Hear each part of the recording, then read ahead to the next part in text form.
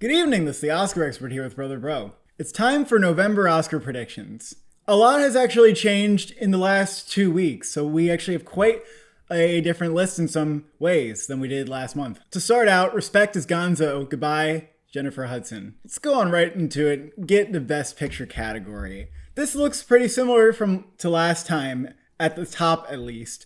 Trial of Chicago 7, Nomadland, Mank are considered like the top tier contenders to win. You are really sticking to your guns by having Trial of Chicago 7 at number 1. I don't think a lot of other people are thinking that. I think it's number 3 on Gold Derby though. Some people who don't like it are like, no, it's not even getting nominated, which... No. We've seen Mank. Others have seen Mank. Mank has reviews now. Mank is inaccessible. Let's just be honest about it. This is not very usual for David Fincher, but it is true about Mank.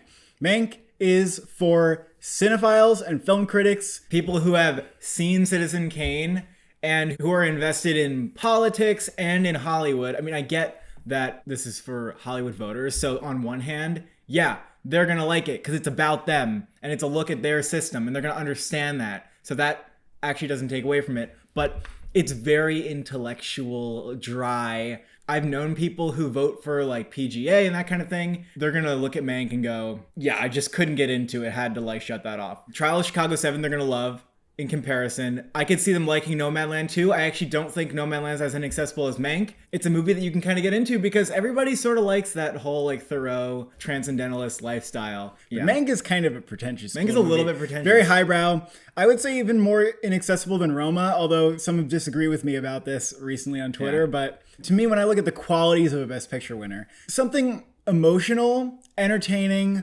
fun, charming, those are like, it has to have some of those. Mank is not really any of those. It's more just a heady movie. Again, you don't have to have all of them. That's why Nomadland could still win.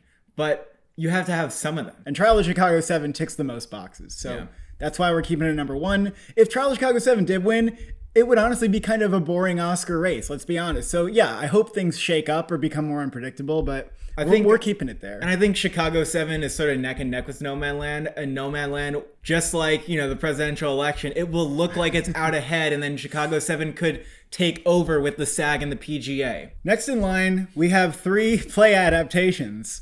Ma Rainey's Black Bottom got reactions on social media yesterday. We'll discuss more when we get into the acting categories, but it has shaken things up. The fact that these 2 lead actors are in conversation to win, it's getting technical nominations. People don't seem to think it's like the greatest movie. Like they're more talking about like the performances, but I think that's still good enough. Like it's in the conversation. But I've seen people saying this is one of the best films of the year too. This is not going to have any trouble whatsoever getting a nomination in my view. Again, there's an accusation that it's too play-like. That is to be expected almost of like any play adaptation. And also it's kind of the case with One Night in Miami. Yeah, it's also the case there. Which we've also seen now. But nonetheless, that movie has actors in consideration. It's got like the screenplay, and it seems pretty easy to get in there. And The Father at this point, enough people like it.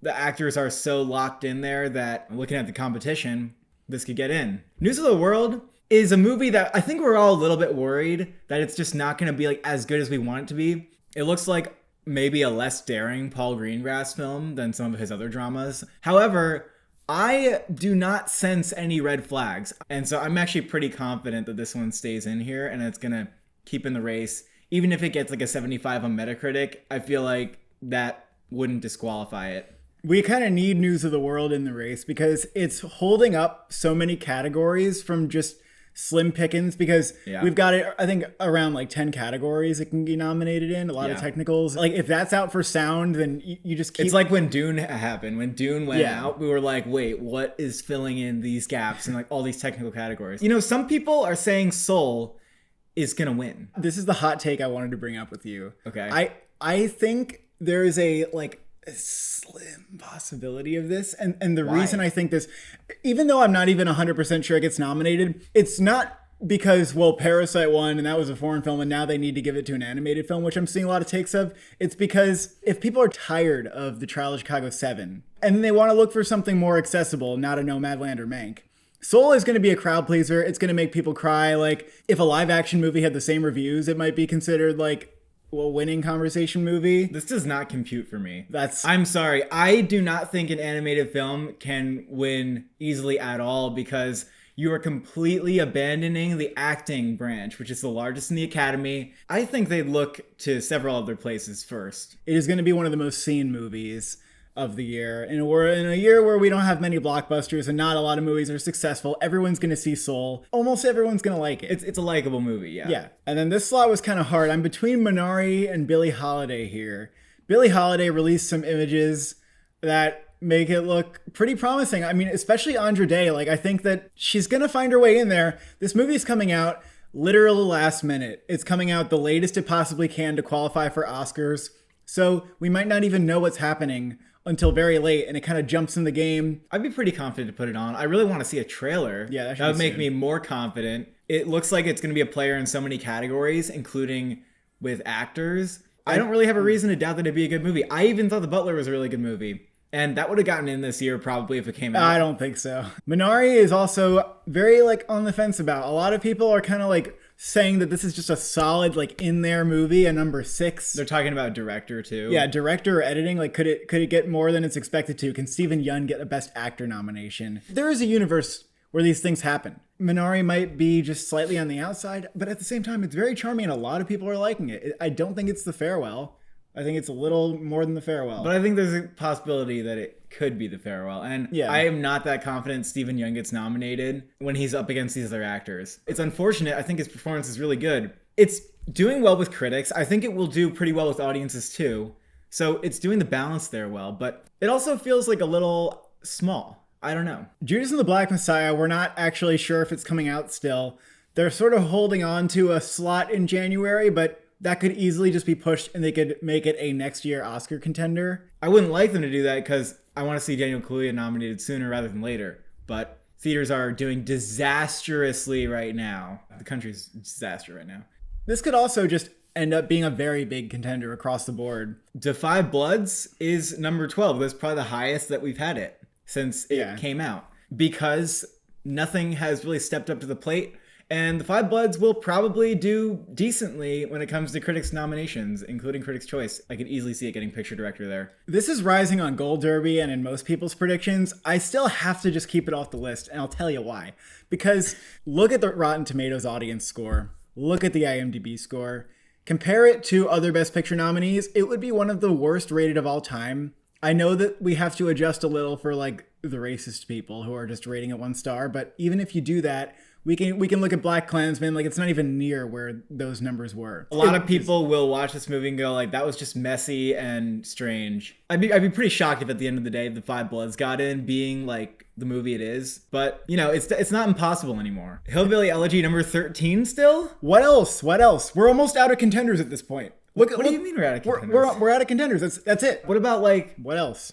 Tell me what anything. Else. I don't think Hillbilly Elegy will get nominated. Okay, but I guess it could be number 13. On the lookout for some extremely loud, incredibly close surprise nomination where the Academy is like, hey, I liked it. Like, what are you going to do? I guess I agree with that in a weird way. Cherry, though, I think you might want to put that above it because considering that Cherry does have a chance to break through, I guess a chance is enough to put it above to put it above Hillbilly Elegy. This is the 3rd time you've referred to Hillbilly Elegy as Nomadland. What is your problem? Why is this happening with you? I don't know. Cherry is the biggest question mark out of all of these because even Billie Holiday, we just got some photos from. We have like 1 photo from Cherry. We don't have a trailer. All we know is Apple's doing it and that they think it might be an Oscar contender. Whatever it is, it will probably be like an IMDb pleaser. Yeah, the rest of the movies on this list are pretty insignificant and seem to have like virtually no shot. So unless there's other reason to talk about them, we're just not going to. All right, Best Director. David Fincher, number 1 for Mank, even though we feel sort of confident that won't win Best Picture.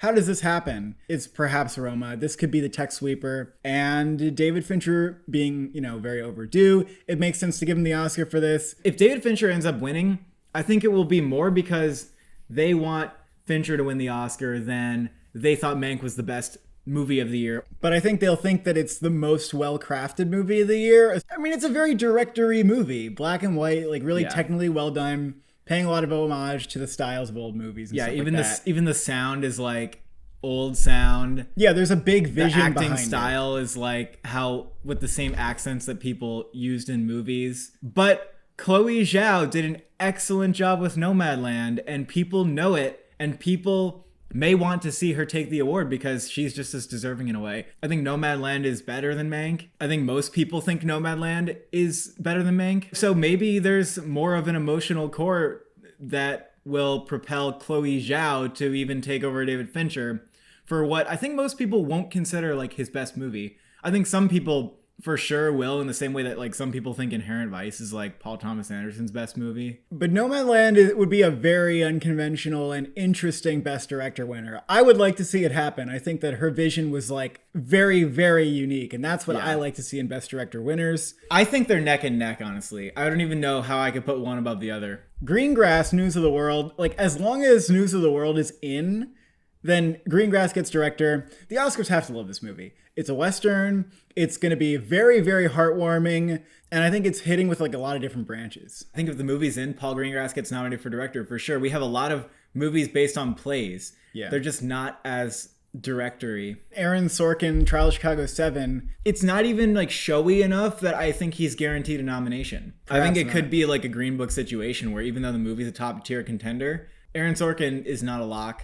This movie is still more known just for like his writing in it though. But I think they still might nominate him for director because it's just a top tier contender. I still have Regina King at number 5. I'm not totally confident about it though, because in many ways I did feel like that movie lacked a distinct visual style and it got a little stale being in the hotel room for so long. There's a little bit of an uphill climb, but on the plus side, she's Regina King. She has status and a lot of people are going to push for her to get this nomination. The fact that she's Regina King and the movie gets nominated for Best Picture is a pretty good case for her to be in your top 5. And I think that might be enough this year. And George C. Wolfe for Ma Rainey, I think considering that Ma Rainey's like pretty high up, I don't think we should leave him out. From the reactions, I'm not getting that like George C. Wolfe like killed it as a director. People are more praising the performances and like costumes and shit. Lee Daniels, U.S. vs. Billie Holiday.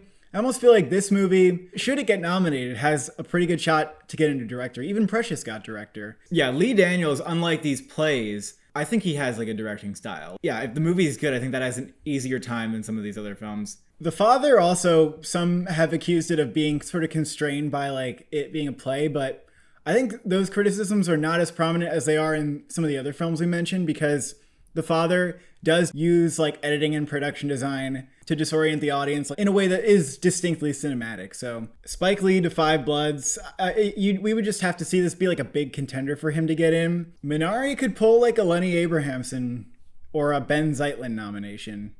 I think that's very possible, as long as they like the movie. Here we go, everybody. This is the new Best Actor list. This may shock you. I had Anthony Hopkins winning ever since Sundance, and I was pretty much in disbelief that anything could happen where he wouldn't win. Before Ma Rainey's reviews, I had Chadwick Boseman at number 2. I thought he's definitely going to get a nomination, but I don't think anyone could take down Hopkins. But the reactions stated that Chadwick Boseman is the protagonist of the movie, so there's no way that he even belonged in supporting in the first place. He's better than Viola Davis, outshines Viola Davis in this movie. That's like a consensus.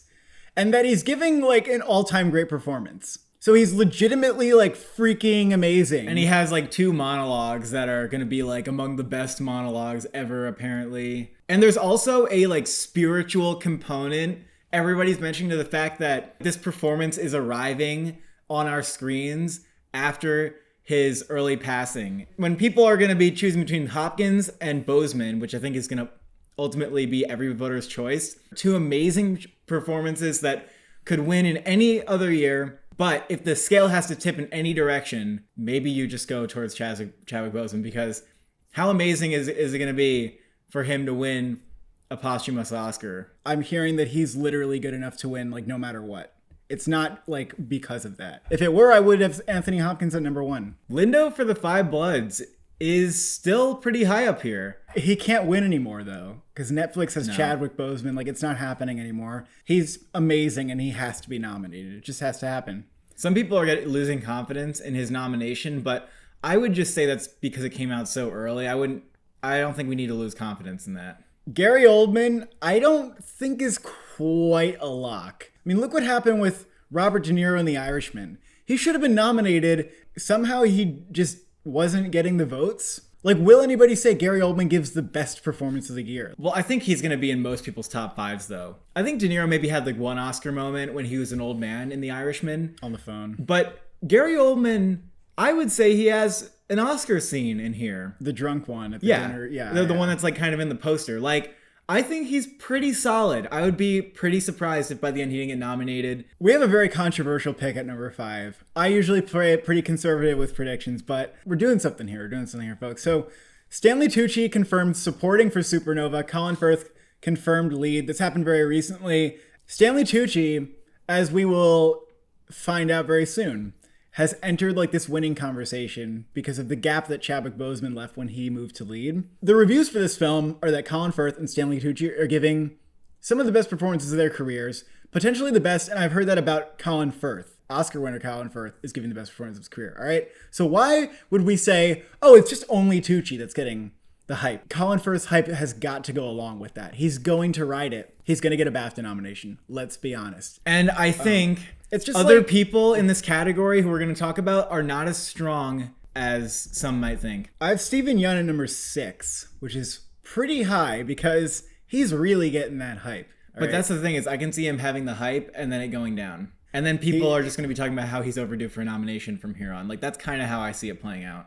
He also would be the first Asian actor to be nominated in lead, which is pretty insane. Tom Hanks, we don't know if we have another Tom Hanks performance that's just like, oh, we can just dismiss that and not nominate it. Or if we have one that we're like, oh, shit, he's great in an all new way here and we need to nominate him for this. Kingsley Ben-Adir is just looking less strong, I think. I don't know if it's maybe because he's kind of part of an ensemble and everybody is, in a way, equally good. Like, he doesn't stand out high among the others. And also just that he is not someone who is quite as recognized as some of the other people in this category. Riz Ahmed, as great as he is and as happy as I would be to see him be nominated, I don't think it's going to happen. Yeah, I think there's a little bit of optimism that we're seeing here, and it's just going to die down slowly. I'm doing something with the Judas categories where I'm putting Lakeith in the lead and Daniel Kaluuya in supporting. This has not been confirmed. Let me clarify. I don't know if they're going to confirm for a bit because they're not even sure if they're going to campaign this year, but it is starting to make sense to many that Daniel Kaluuya would be supporting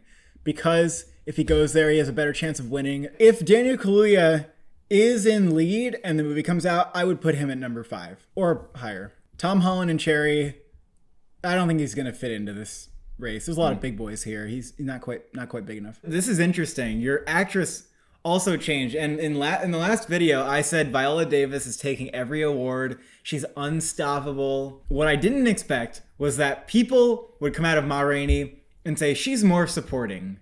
I had no fucking idea that was going to happen. She's still going to be campaigning lead for sure, but the fact that she doesn't have as big of a role as people might have expected, I don't know if she can sweep everywhere anymore. I think people aren't as certain that she's going to win. Vanessa Kirby is getting these incredible ass reviews for her performance in Pieces of a Woman, which may not be a big contender in many other categories, but she might just be good enough where she's just getting the votes. And she's also younger, and they tend to award younger actresses in Best Actress. I actually don't really know if I'm confident about placing one over the other at this point. Yeah, I think it's pretty neck and neck. I also haven't seen either film. There is a great case for Viola Davis that she needs a second Oscar. Like, I completely agree. McDormand, on the other hand, is to give her a third Oscar and in such a short succession, I don't see that as being as compelling as giving Viola Davis a second Oscar or Kirby a first Oscar. So while she is a complete lock, I'm not confident they're going to give her number 3. Andra Day, I have a number 4. I'm feeling pretty good about Andra Day in this movie. We know Lee Daniels is an incredible director of actors. If you watch Andra Day singing in videos on YouTube or whatever, she almost seems natural as an actress. And could she win, honestly? Like, could she win? Like, what if she's really, really the shit? People aren't sure if it's Vanessa Kirby or Viola Davis, but all of a sudden, maybe it's Andra Day. I don't know. Sophia Loren, The Life Ahead, hits the number 5 spot. Is this peaking because the movie just came out on Netflix? Perhaps. But Amy Adams kind of goes down a little bit. Some other contenders like Kate Winslet, Michelle Pfeiffer, they kind of went down. And so we have Sophia Loren, who is a very, very fucking well-respected actress. The narrative here is that this is like her comeback movie. She's back. And it's on Netflix, and you can all go see it. Netflix is going to run a campaign for her. And the Oscars are not strangers to nominating actresses in foreign films. I think Carey Mulligan will do better earlier on with some more like indie awards. than she will ultimately when it comes to the Oscars. It's kind of the best performance of her career. The question is, can this movie really go that far as just like a lone Best Actress nominee movie? Amy Adams definitely is taking a hit from all the critics who don't like the movie. I think she's pretty safe to move lower here. And then Kate Winslet in Ammonite, we've also seen her hype go down significantly, and we saw that movie. She is very subtle. She does not cry. And Ammonite, overall, I get that it's like an underwhelming movie. And as someone who was really invested in it for like the first half, I don't think it's a movie that really stays with you, honestly. Michelle Pfeiffer's like out. But, I don't but a see lot it. of people still think that she's kind of in. That's weird to me. Because just having seen that weird ass movie, I don't understand how she could still be in your predictions. Meryl Streep seems like she's going to be leading the prom. Still an unseen movie, but we can't really doubt Meryl Streep's potential. Supporting Amanda Seyfried and Mank, number 1 because Glenn Close, Hillbilly Elegy, has taken such a hit. Amanda Seyfried could win for this role. She's just overall very good. And when you see her on screen, you're like, yes, more of that. Give me more of that. It's not going to be hard for her to win. I don't know if Glenn Close can reclaim the narrative that she needs to win, especially because that was what she went on last year and it didn't even work out for her. And so maybe we're between Seyfried and Coleman. I can see Olivia Colman winning because she does more like crying. Her performance is more emotional than Amanda Seyfried, but Olivia Colman just won. Honestly, if Glenn Close just won in 2018, I feel like Olivia Colman would have this, right? Because the only reason that we're hesitant of putting her at number 1 is 2 Oscars already. But also Amanda Seyfried's good enough. Ellen Burstyn, I have pretty high. I think that she's really becoming a lock, despite not having very much screen time. Her impression that she leaves on the movie is immense. She has a monologue that people say is just like acting fucking masterclass monologue that can get her nominated alone. Who doesn't love Ellen Burstyn? I mean, come on. Yejung Yoon Minari, I think she's looking pretty good. As long as Minari's in the conversation, she makes a lot of sense to put there. It makes sense that people are calling for her to be nominated, but I'm just a little skeptical anybody's listening. And then Glenn Close, I still think Glenn Close could get in here. We might even see her get snubbed at a lot of places and then still make it into the Oscar nomination. Kathy Bates in it. Yeah. Richard Jewell. Yeah, it could be like Kathy Bates or Richard Jewell. You think the movie's dead, but like she can still pull it off. Without the narrative of we need to nominate her so we can give her the award, will there be less incentive to nominate her? I think she's still good enough, and I would put her on my list. I would put her probably at number 4 instead of number 5. Helena Zengel, I suppose, has a pretty good chance because she's more of, I think, a lead in the film, and they'll probably put her in supporting because she's younger, just like in True Grit. She'll probably be very good. Hoss. That's right. Hoss. Saoirse Ronan and Ammonite. The same thing with Kate Winslet. I think the movie's a little bit forgettable. And while she is very good, I don't even know if like I would feel compelled to put her on my top 5. It's just very little's happening on the surface, which is not a bad thing. It doesn't feel like we need to nominate it. Natasha Lyonne could get a little rocket boost into the top 5, I think. I think she has one of the bigger supporting roles in the film. Will it be big enough? I am not sure, but at the same time, I think there's a slot that she can like squeeze into if she needs to be nominated. And Maria Baklava in Borat, subsequent movie film, who honestly deserves to be nominated. She gives a very unconventional performance that the Oscars might not know what to do with, but there might actually be a campaign run for her. Sacha Baron Cohen came out saying that she should be nominated. That's great buzz for her. Would she get comedy actress at the Golden Globes? I would not know that. But that could be a route for her. And she also might get a supporting nomination at the Golden Globes in just regular supporting actress because they're going to have to campaign Borat at the Golden Globes. It could be the Critics' Choice, though, because they nominated like Tiffany Haddish and Girls Trip. Yeah, the Critics' Choice, I could definitely see them going for that also. It's a performance unlike anything they normally nominate. So it's definitely a weird thing to do, but not opposed to seeing it. Supporting actor. Big asterisks here because, again, we don't know the category placements or even if this is coming out this year. But Daniel Kaluuya, if he goes in supporting, I think that just makes him the winner. Yeah, he wins if he's in supporting. But for some reason, I don't feel like that's going to happen. He's either going to go lead or it's just not going to come out. I don't know why I'm feeling that way. Like Forrest Whitaker in The Last King of Scotland was a supporting performance, but he was campaign lead. But the studio could take the opposite approach. If they're confident they can give him a lead nomination, I think that's what they're going to do. Stanley Tucci in Supernova. With the category confirmation here, I do think that he leaps up to winning conversation. And if Kaluuya's not there, he honestly might win an Oscar. I feel like he's at the age and has the respectability where a narrative could build to like give Stanley Tucci an Oscar. The problem here is that not a lot of people really know of Supernova. It has gained US distribution and it's been announced that they're campaigning it. So I'm interested to see where this movie goes. Stanley Tucci honestly might be winning here. And that's because he's basically lead. And he's giving what is probably going to be a more substantial and meaty performance than others in this category. Because the other people lower than him, it's like, is Leslie Odom Jr. going to win? Is Sacha Baron Cohen or anyone from Trial really winning? Leslie Odom Jr., not much needs to be said. I think he's like nearly a lock. Sacha Baron Cohen got a boost from Borat, subsequent movie film. So we have him higher than Rylance by just a little bit now. I really think that he got a boost from that movie. Rylance, why wouldn't you nominate him? I mean, it seems pretty likely. I think he's standing out still above like Langela and Yaya. I feel pretty confident about Baron Cohen, but Rylance like might just not get nominated. It might just be Sasha. We have no idea. Or one of the other people could come in. I think it's a solid top 5 though. If all these placements are correct. Trevante Rhodes, US versus Billie Holiday. Again, we will have to wait for confirmation if he's lead or supporting, but he was fucking excellent in Moonlight, so we got to watch out for this. You have Bill Murray kind of low, according to some people, for On the Rocks, but I also understand it. He's good enough to be nominated, I think, but On the Rocks is kind of a whatever movie. And I know some people really like it, so I'm sorry. And I also like the movie, but I liked it quite a bit. But I'm still saying that this is just doesn't feel like to me like an Oscar thing. On the Rocks has a 49% audience rating on Rotten Tomatoes. And while everybody who gave that 49 can probably agree that Bill Murray is still great, I just don't think that movie is feeling substantial enough. I just think this movie might get forgotten. Although Apple is probably going to push him. So he could get nominated. You think Coleman Domingo is the highest supporting actor in Ma Rainey?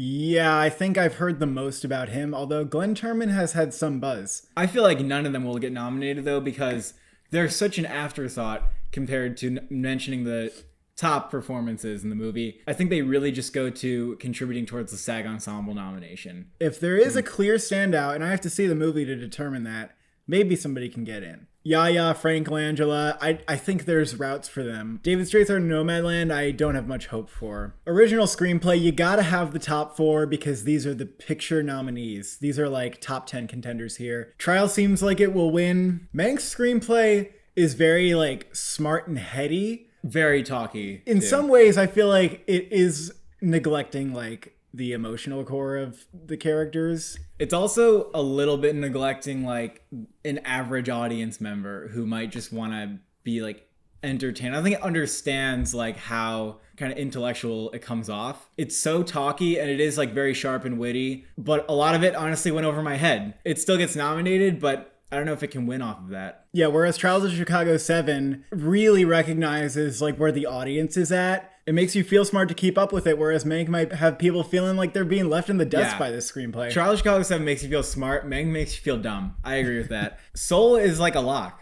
I mean, how are we not nominating Soul for Best Screenplay? It doesn't make any sense. Of course we are. Because of the competition, Minari is kind of a lock here too.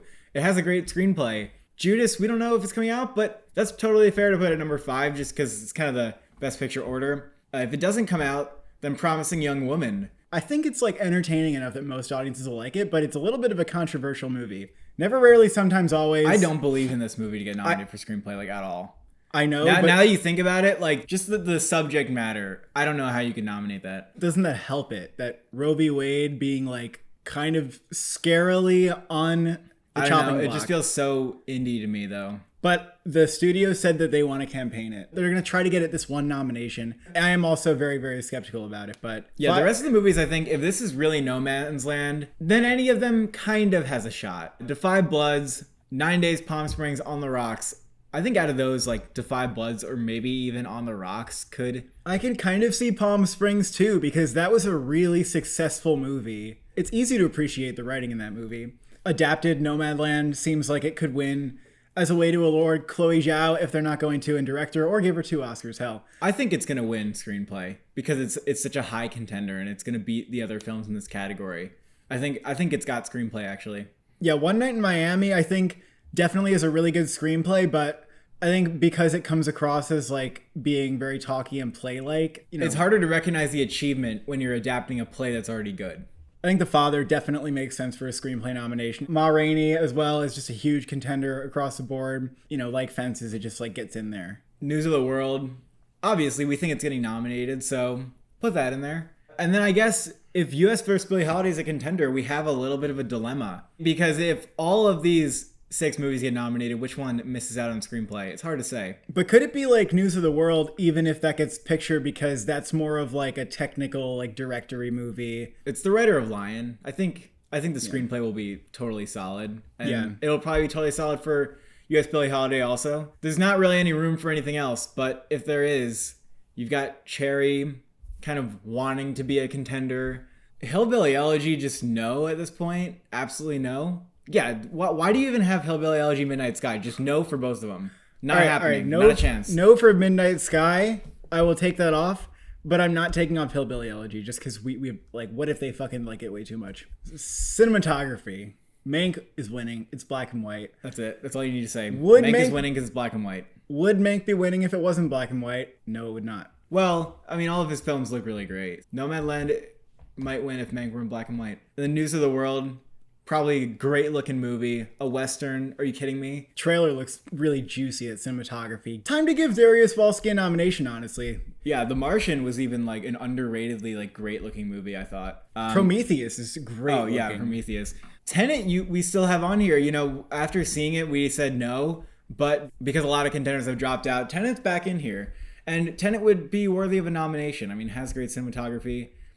Ma Rainey is the newest addition here because people are calling out cinematography and saying that it's great looking. That's interesting because a lot of times plays don't have good cinematography, but Ma Rainey apparently does. And if you look at the other contenders here, you really are like, what else? I was having a huge problem with this category. They're not going to do The Midnight Sky. That's just not happening. Like, I can't see them doing One Night in Miami. It just didn't do enough. Trial of Chicago 7 doesn't look incredible. Like, it's just like good looking. And then I thought maybe Defy Bloods because it has like the flashbacks look kind of different. It's a very confusing category. I'm almost relieved if Ma Rainey is just like kind of easy to put there. Having seen Ammonite, the cinematography in that movie is great, and it's actually worth nominating, and I would have it on my top 5. I just don't know if I believe in the movie and its campaigning odds. I don't even know if I believe in it to get a single nomination, even though I think it's worthy in several categories below the line. Ammonite is an impossible sell to me as like a lone cinematography nomination. That just doesn't make sense to me. I don't know. I'm sorry. Better looking than most, but I still have it low. Editing is going to Trial of Chicago 7. The editing is very, very easy to appreciate in this movie. And that was key with Ford v Ferrari, beating out Parasite. Mank has lots of showy editing. The transitions, they're going to love like the typewriter going across and like coming down. I don't know that it's that showy though. It actually wasn't as showy as I thought. It has one straight minute of just like an editing fiasco. But other than that, like sometimes it's not that showy. Yeah, that was like one scene. There was a montage. But a lot of the movie is just talky. I agree that it's getting nominated. It's getting nominated for sure, but it wasn't quite as much as I would need to be convinced that it could win. News of the World could have some hella editing though. It depends how much of that documentary style Greengrass is going to go for. Nomadland, I think it's pretty solid as an editing contender. It has like a non-linear way of putting together the story that's really great. You have The Father on here now. I did it. This is weird and I don't know how to feel about this shit. The 5th slot here is a total grab bag to me, but The Father kind of has a narrative behind why it could get nominated. But they'll nominate stuff that doesn't need editing and they'll just do it because they like the movie. So what could be that? Ma Rainey's Black Bottom could be that. One Night in Miami, like maybe could be that, but I just feel like probably that's not a technical movie. Maybe Billie Holiday. Precious and The Butler actually had really good editing. Billie Holiday could shoot up there, I agree. As a thriller, I think Judas and the Black Messiah could definitely get an editing nomination. Like Widow's got a lot of editing hype, and it feels like Widow's to me. So yeah, that could actually get nominated. I have that pretty high. Score. It's Trent Reznor and Atticus Ross versus Trent Reznor and Atticus Ross this year. I don't think there's any other way around this. We thought Mank was winning last time, but the Soul reviews, the more I'm reading, I'm hearing that people are more excited about the work they're doing in Soul than Mank, even though they're excited about both. The score in Mank has a lot of like different styles of old movie music. There's some like jazz shit. Yep, but it's not memorable. And stuff. That's the problem. There's nothing memorable about it, and that's not a fault of theirs necessarily. It's just the direction for the score. There's no theme to remember. There's no melody. It's just part of the atmosphere. It's more of an underscore. For that reason, I think Soul would edge it out because I'm going to assume that Soul has more of a theme. Yeah, I heard Soul has, their more of their electronics. I mean, it's not going to be like glitchy as shit, but it's going to be something. News of the World. How is the Western score not going to get nominated, right? Yeah. Tenet, like to see that in there. Ludwig Göransson is killing the game. And also killing the game is Emil Mosseri. His score for Minari is one of the most gorgeous of the year. I like this score lineup a lot. I don't need anything else to happen in here. I like these movies. Well, maybe you like the lineup enough that you're not seeing that something else could get in. Well, it's just something sort of... I think Trial of Chicago 7, Daniel Pemberton could get in for score. Yeah. I think that's very possible, and he might take down one of your preferred picks. Maybe Minari. Like, towards the ending, it really is, like, swelling and doing a lot. So I think we might actually be underestimating it at this moment. There's, like, a lot of rock music, like played with like drums and like guitars and shit in this score. I'm down with that. Yeah. Can't underestimate Desplat though, and the Midnight Sky being like a space movie. The score sounds really good in the trailer. The Five Bloods, honestly, I hope not. I hope it doesn't get nominated. I didn't like the score, but they nominated Terrence Blanchard for Black Klansman. He obviously has some respect, and it's not impossible. You don't even have Ammonite on here. No, but I kind of agree that it's not going to get nominated, even though I like the score. Ammonite's kind of done. Production design, Mank is the number one. Once Upon a Hollywood one. It's got all the Hollywood shit that you need to win this category. Mulan, I think, is kind of a lock, maybe, because that's like a $200 million movie. We don't have many of them. Yeah, it's like Beauty and the Beast or something. Ma Rainey's Black Bottom is absolutely happening. News of the World is just, again, it's another checkbox for the below the lines in that movie that you can expect from a Western directed by Paul Greengrass. I think Billie Holiday, based on the images, will definitely get nominated if it comes out. Midnight Sky, they nominated Passengers, so maybe they're just like into that space stuff. They also nominated like Interstellar and First Man for production design. Space movies get production design a lot. Emma is more costumes, I think. Emma's a maybe for production design costumes. It might have gotten a little buried in like other movies. The Father could be like kind of an interesting nominee here, but I don't think it's a very conventional type of nominee. They've actually been going for some unconventional nominees, though, like Roma and Parasite. One Night in Miami, I'm not very confident about just because it's so little. Yeah, for the hotel room, like, come on. Costume design, Mank also probably winning here, although I'm not as confident that it's out front as I am with production design because I think Ma Rainey actually kind of has a shot to win here. Yeah. Mulan is going to happen along with the production design.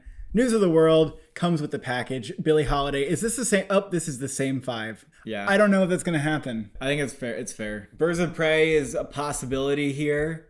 Ammonite has better chances here because the costumes in Ammonite were gorgeous. I mean, goodness. But we're just not sure about Ammonite in any category. Ma Rainey is the front runner for makeup. I think you agree with this. Yeah, I agree with that. Viola Davis has plenty of it. And Birds of Prey, we all know Suicide Squad 1 could be riding off them coattails. Mulan makes sense too. Hillbilly Elegy. I still think this could get nominated here because the transformation of Amy Adams within the film is all makeup. I think Hillbilly Elegy might still be clinging on with makeup. Coming to America, the first film was nominated for makeup because Eddie Murphy's playing multiple characters using prosthetics. The sequel is expected to be the same deal. I think it's a little surprising that Mank is number 6. It has makeup, sure, but it's nothing like transformative, so I kind of get it. Billie Holiday might be more hair and lipstick, but Borat hair and lipstick could have a similar narrative to Coming to America. He wears a couple different outfits. I don't think that any of them are like entirely convincing. Yeah, I agree, because whenever they make a short list and you see something like Borat on it, you have to really actually consider it. Yeah, Jackass got nominated. Remember that shit? Yeah. Mank could win sound off of the nostalgia. The only real thing that's going on here with sound is that the dialogue is edited in a way where it sounds like an old movie. It's very, very convincing. I'm sure they have some high quality filters on there, but at the same time, you just take that filter, you put it over the whole movie. Is that gonna win it? I don't know if that's how it works, but I kind of agree. Like, to the layman, I would assume that's kind of how they did it. I think The Sound of Metal actually has something more worthy of giving sound because of just how it was used in the movie. And it's more of an outright achievement, I would say, in sound. So I wouldn't be convinced that Mank is going to win. If they really pay attention to the sound of metal, I think that might win. Oh. And Tenet has like a ton of sound. So, but it's also one of the biggest criticisms. Yeah, that's the thing. Like, it has a lot of sound, but the mixing was pretty bad, as many people have pointed out. What's funny is that Christopher Nolan said like that he loves the sound mixing process and he's very deliberate about it. Like, he knows what he's doing, drowning out the dialogue. And he said, I'm just surprised that people are so conservative about sound. And it's like, you're not being experimental. Like, we need to hear the dialogue. News of the World is just obvious. And Soul, I think, might actually be the first Pixar movie to get a sound nomination since Toy Story 3. As much as The Midnight Sky is like, okay, it's like the space movie, I don't think George Clooney's like the master craftsman that's gonna. It might not be. Like, it might not care that much about its sound. Yeah. Some movies just don't care. That like they'll do enough sound, but they won't go like above and beyond. Greyhound has a lot of sound. I don't know. I think that could get nominated. Put that at number 6. Original song is a tough category to predict. The Life Ahead might be a frontrunner because there's a song in there by Diane Warren. This is apparently not the only movie that she's doing this year, but it might be the most likely to get her a nomination and maybe a win because this woman has 11 nominations and has never won. So the narrative for her to win makes sense, and there's not anything that sticks out as, well, we have to give it to this just because it's like the big song of the year. I'm hearing Rocket to the Moon from Over the Moon. Speak Now from One Night in Miami is the song that Leslie Odom Jr. sings. I don't know if the song from the end of Chicago 7 is going to get nominated. It could, just like by being like the inspirational, like, I will fight for my rights kind of song, or people would forget about it. The Turntable song from All In the Fight for Democracy is by Janelle Monáe. That might also be nominated for documentary, so that could happen for sure. Visual effects, tough category this year. I mean, goodness. This category is just desperate. There's like nothing in here that really deserves to win. I mean, The Midnight Sky is a space movie, and we have enough gravity looking shit in the trailer that I will predict this to be out front right now. Maybe Greyhound wins because Greyhound has the most visual effects out of any movie here. But why would that win visual? Why would The Midnight Sky win visual effects? Because it's a space movie. They always give it to the space movie. Okay, that's like a little true. The directors who have made space movies that have won, they're doing something else. They're doing something different. And Midnight Sky looks like a studio film. For number 5, I had Mank, and then I saw Mank, and I went, really, guys? You're telling me to put this on for visual effects? Because there's one scene where Amanda Seyfried and Gary Oldman are walking around a zoo, and there's like 4 monkeys in the background, and then there are like a couple elephants, and then there are some giraffes, and that's goddamn it. So the one and only Ivan I've put at number 5 because that gorilla looks pretty good, doesn't he? Why the fuck would we nominate Mank for having like 5 animals in the back when one and only Ivan has animals in the front and you can see all the fur? Call of the Wild, the dog just doesn't look as good as Ivan. The dog does not look as good as Ivan. And Sonic the Hedgehog, like, they've never really nominated some Smurfs shit where like the character is a cartoon in a live action world. Like, they've never done that. Animated features, obviously Soul's winning. Wolfwalkers is very good, but there's no beating Pixar here. There's just no beating Pixar. Also, I've had enough of people who are saying, well, they'll give the nomination in Best Picture to Soul, but they won't give it animated feature. They're saying about Parasite. Oh, they'll give Parasite Best Picture, but they won't give it Best Foreign Film because they know they're giving it Best Picture. Like, that has never happened and will never happen. Over the Moon is gonna get nominated. Netflix is gonna push that one, and audiences are liking it. So there we go. Onward, also, and another Pixar movie. They have yet to get in 2 in 1 year. They've tried, but they keep snubbing like Good Dinosaurs, which makes sense. But Onward is better than The Good Dinosaur, and I hope it gets in. I don't know if Earwig and the Witch is coming out or not, but it also doesn't look that good. If it's better than Trolls World Tour, then it can get in. Connected would probably get nominated, but I don't know if it's coming out. And then Shaun the Sheep Farmageddon. This like already came out and nobody paid attention to it, so I feel like they're not going to pay attention to it. But although it has good reviews, and the first one got nominated, so maybe. It also was nominated last year for the BAFTA. Put that at number 5. Fuck you. Really? All right. Fine, Earwig and the Witch, what? Documentary. A lot of random possibilities here, but the likely ones are looking like Boys State's a big contender, Totally Under Control. Crip Camp's one of the most buzzed about ones as well. Dick Johnson is Dead. Those are pretty high profile docs this year. At 5, I put All In: The Fight for Democracy, which I think is about the attempts to like disenfranchise voters. Welcome to Chechnya. Doesn't that just sound like a nominee? It just sounds like something that would be in there. It really, really does. I'm telling you. The Truffle Hunters has been pretty high profile all year, premiering at festivals, and you can just take a look at. Why is time so low? Time seems like a pretty radical like type of documentary. International feature. Oh, another round number 1. Really? Oh, absolutely, absolutely. Yeah, no, I kind of agree. I think people really like that movie, and then The Life Ahead I think is an easy number 2 because you get a Best Actress nomination in there. Number 3 is going to be like whatever Mexico submits. Worth noting, we don't have all the submissions this year. Apples is here because I saw that it was eligible, and I've actually like heard about it before. I've heard some buzz at festivals for it. Some like Yorgos Lanthimos type shit apparently. And Night of the Kings I've heard a little bit about. It's like an African film.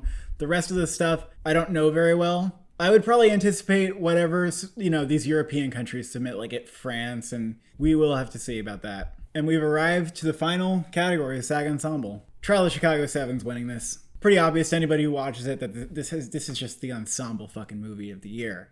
Yeah, it's a very easy film to be like, yep, that's gonna win, and I'm gonna vote for it. Remember when Moonlight seemed so goddamn easy to give the award, and they gave it to Hidden Figures?